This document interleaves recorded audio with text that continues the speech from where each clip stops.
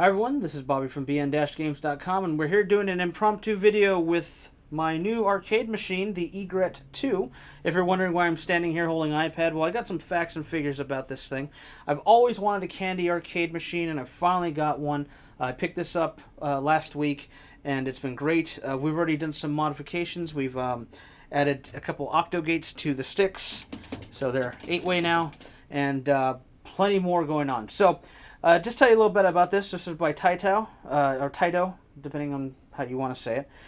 It is the Egret 2. It was released in 1996.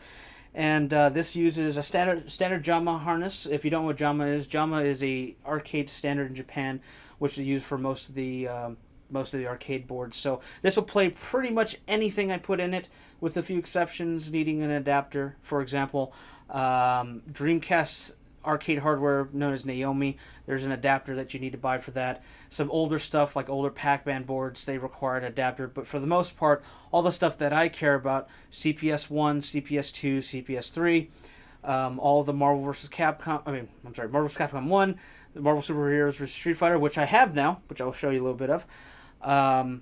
Street Fighter, Third Strike, all that stuff will work with the standard harness and pretty much the standard power supply that comes with this thing. So I picked this thing up. Right now it's open right now because we were just swapping out some of the buttons 4, 5, and 6 because they were incorrectly placed as far as the jumpers are concerned. And it's been great. I only had it for a little while, so currently right now I have Double Dragon, which I got with the machine. I also have Street Fighter 2 Hyper Fighting, which is on the Super Nintendo that would be known as Street Fighter 2 Turbo. And then Marvel Super Heroes vs. Street Fighter, which we've been testing here with this thing. So it's been great. I'm going to show you some of the inside of what it looks like, and also show you more about the CPS2 that I have in this thing. Okay, so we're going to start off with the control panel. This is where the arcade sticks both live. As you can see here, this is a bit of an odd combination. We have 7 buttons per joystick, and that has a really specific purpose. So the first thing you need to know about JAMA is JAMA only supports 3 buttons natively. And then for any game like Street Fighter, for example, you need to add what's known as a kick harness, and that has to be wired to the 3 buttons and to a jumper of some sort. There are different kick harnesses for different types of boards, so in this wiring setup, thankfully the person who had this before me was kind enough to wire the CPS 1 and CPS 2 already, so all I had to do was plug those in to get 4, 5, and 6 to work. This is 1, 2, 3, 4, 5, 6. Now, this last button right here, I'm assuming, based on what I've seen from this, that's actually going to be button number 4 for an SNK setup or Neo Geo, MVS.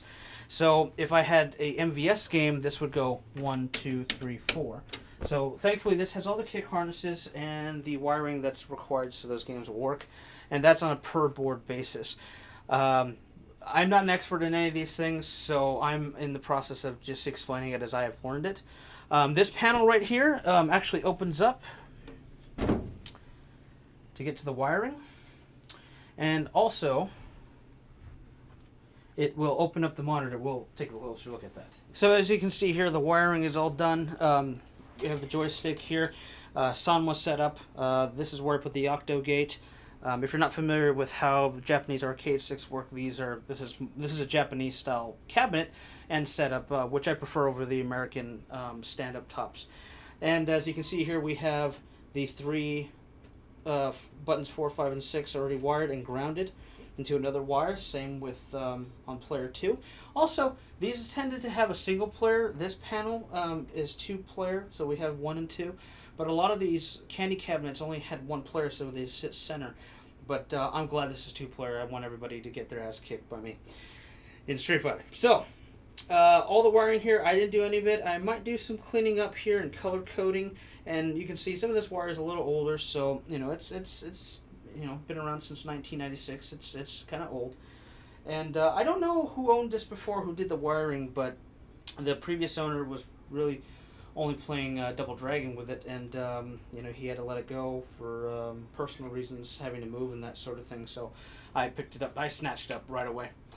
After you open up this panel, I'll just close it so you can see. It closes, and it has two locks, one here and one on the other side opposite, so you can actually lift this up and get to, you know, service the buttons. This stuff is easy to replace. If you've been subscribed to our channel, we usually go to focusattack.com. They help us with getting buttons, and if we need to replace this, you know, some 8-way, you know, JLF standard, that's where we got the octo gates. Anyway, that stuff is really easy to replace, and it's really easy. You just unplug, snap it back out, or snap the button out, snap it back in. The joystick can be screwed in fairly easily. There is a panel here I'd have to remove, but that's minimal effort when it comes to that. So replacing anything from a control panel perspective is extremely easy. The other thing about this is the monitor. Well, after that, you'll see that we have this little thing. We lift this up, and it gets us to the monitor. So I'll explain more about this right now. Okay, so now that we have the lid open for the monitor, this is where I explain what is unique about this particular candy cab. This is unique amongst candy cabs for one very, very specific reason. So I move across here to the front. As you can see in the corners here, there's these little bolts that can twist. There's 4 of them, one on each end. If I twist those, I can then pivot and turn the monitor sideways for vertical games such as shooters like 1942. And Pac-Man, for example, vertical, you know, or Donkey Kong. Those games are of a vertical nature. So most candy cabs or most cabinets, you actually have to physically remove the monitor, lift it, put it in place, screw it back in, test it, make sure that's all working. This is the only cabinet that I know of that seems to exist where it's as simple as unscrewing things, twisting it, and then closing the lid. Simple as that. And then you can play whatever your vertical shmups are or anything else of that nature. So that makes this very unique. In fact, the version 3 Egret, because this is version 2, discontinued this particular feature, don't know why, and is not as popular as this one. This particular cabinet is more sought out for the simple fact that it has a swivel, and it uses, you know, swivels to monitor. So this monitor is in really good condition, has a really good picture. It has very minimal screen burn as far as I can tell. A few little scuffs, you know, very, very, very minor. And, you know, if I need to get serviced, I'll explain the place I'll be going to at the end of the video. But after that, after it's all said and done, there's these little, 2 little pieces that you click in, and this whole body comes down. So what I'm going to do is I'm going to turn the unit on, and you'll see where the light comes on. And at this point, you probably can hear the whine of the arcade game, which is Marvel Superheroes vs. Street Fighter. It's a CPS2 board, so that's running in the background with the fan. And this is the monitor. It looks great. Even in the camera, I think it looks pretty good for what we're recording. And thankfully for YouTube, we record at 60, so you'll see minimum screen flicker. But this is what it looks like. The light bar is at the top. I know you probably can't see it too well there, but it will light up the top of the unit, and I'll show you what that looks like in a second with everything closed up. As far as finishing maintenance on this, all I have to do is hit these little 2 tabs. It does require a little bit. And gently set it down. So imagine I needed to switch it, turn it around. It would be as simple as that. It is now in place. And move this real quick. Now I can close the joystick compartment, lock it up, and she's ready to roll. And here it is running. You can see I'm about 5'9", and this is about as tall as it gets. This is actually a little larger than some other candy cabs I've seen. As you see, it's running. Light is going. I had this on free mode, so it's all running, all working. At the bottom panel here and give you an idea what this thing looks like at the bottom. I have my keys right here, and we're going to open it up. So this big panel right here, this is actually where the game lives. Power supply, this is the inner cavity. Now I'm going to unlock it. And as I open it up, I need to do some wire management, but as you can see, there's the CP2 board right now. I have to mount it in place.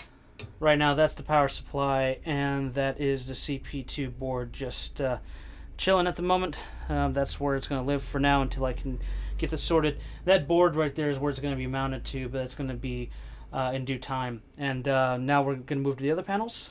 Okay, so this bottom one is actually the coin bank where your yen, if you were Japan, would be, if not quarters in our case. Some quarters, but since we have it on free play, we really don't need it.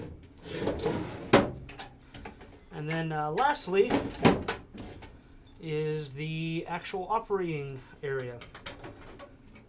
So, move the light in there. So you have two things here. So we're going to have to go handheld here.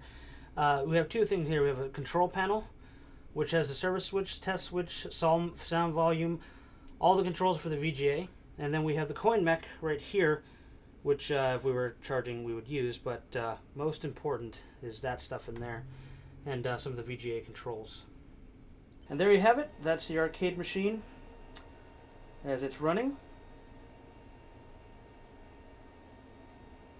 Candy arcade machine, the Egret 2. We're going to be doing some more arcade reviews now that have this and can do some proper stuff, because I have real game boards, and expect to see some more of that soon. Still says yen.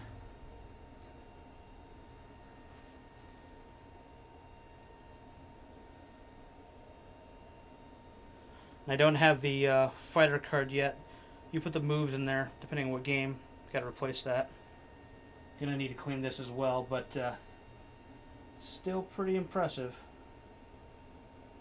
And lastly, I just want to give a shout out to Vic's Videogames. I actually went and saw them today. They're the ones who actually sold me Marvel and Street Fighter 2 for the system. They were great. I originally found them on eBay. I'll put their description, their links to their eBay page, as well as their Yelp page with their information in the description below. They have great prices. They helped me with all my questions. I mean, it was the best eBay experience I've ever had, and I've been really wanting to get another board for this thing since I bought it about a week ago. Double Dragon's okay, but we need some fighting games, and this thing's wired up for that. So that's all for now. Please subscribe. If you have any questions, put them below. Look forward to a Street Fighter 2 hyper fighting history I'm going to be working on about my personal history with it, and we'll kind of discuss some facts about it. So stay tuned. Thank you.